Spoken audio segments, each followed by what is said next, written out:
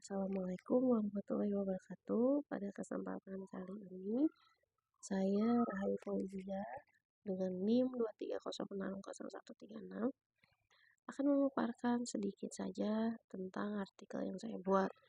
Artikel tersebut sebagai salah satu tugas akhir dari mata kuliah pendidikan bahasa Indonesia. Pendidikan bahasa Indonesia ini sendiri, dosen pengampunya yaitu Ibu Alfa Suhara, MPD, selaku dosen.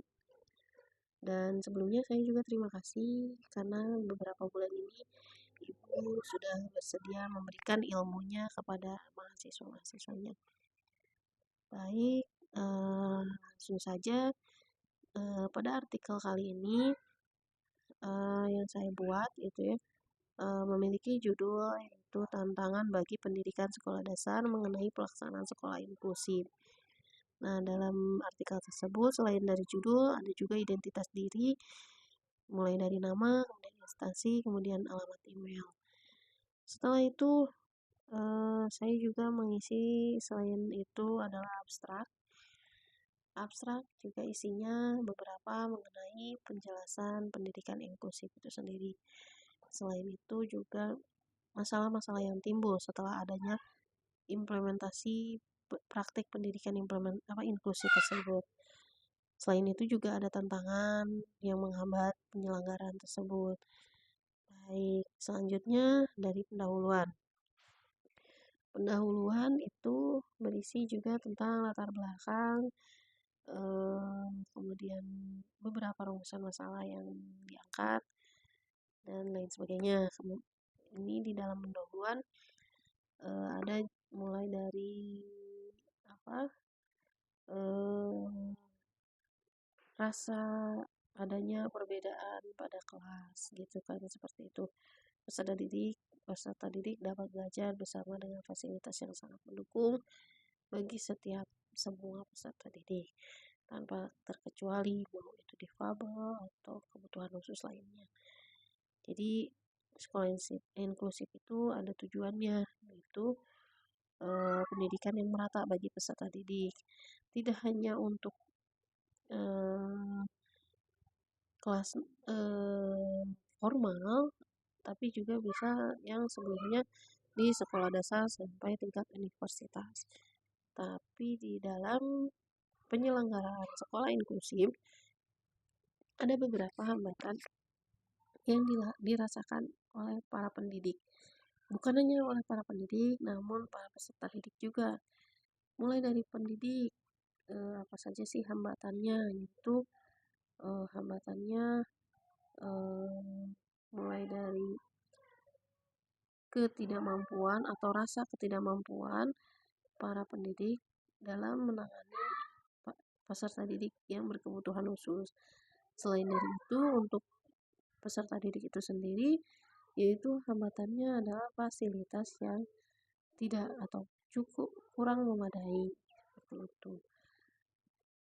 Jadi isi dari pendahuluan seperti itu. Kemudian metode apa yang saya gunakan? Metode yang saya gunakan dalam penulisan kali ini yaitu adalah studi kepustakaan. Nah, studi kepustakaan sendiri hanya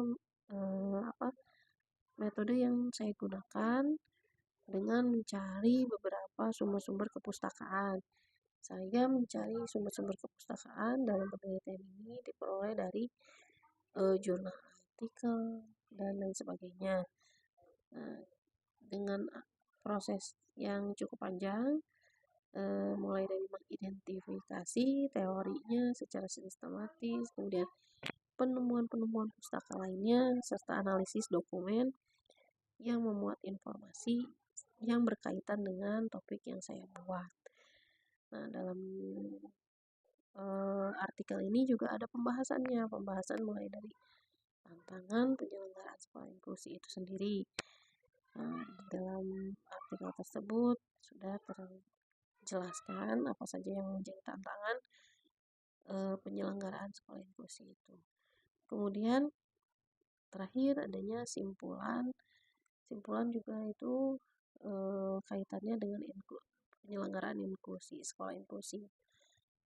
Jadi berdasarkan tinjauan sistematik yang tadi saya gunakan, eh,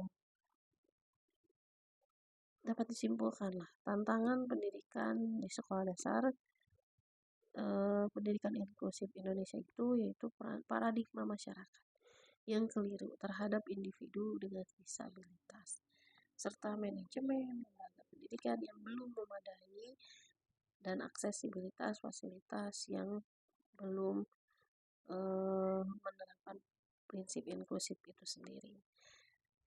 Selain dari itu juga para pendidik yang merasa belum atau tidak mampu gitu, padahal mampu dengan adanya penerapan inklusif.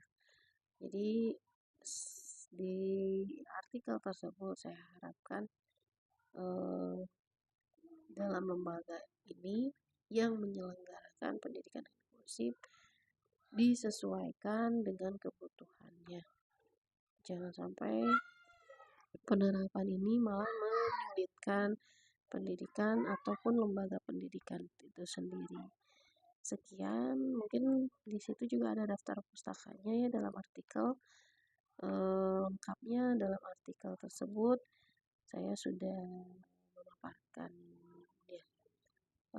Baik, pasti dalam artikel juga banyak kekurangan. Mungkin untuk kekurangan dapat boleh disampaikan eh, kekurangannya untuk sebagai pembelajaran. Penyampaian secara baik akan tersampaikan pula secara baik. Sekian pemaparan dari saya. Saya akhiri untuk pemaparan artikel ini. Semoga bermanfaat dan semoga menjadi penilaian yang terbaik. Gitu. Terima kasih sebelumnya. Assalamualaikum warahmatullahi wabarakatuh.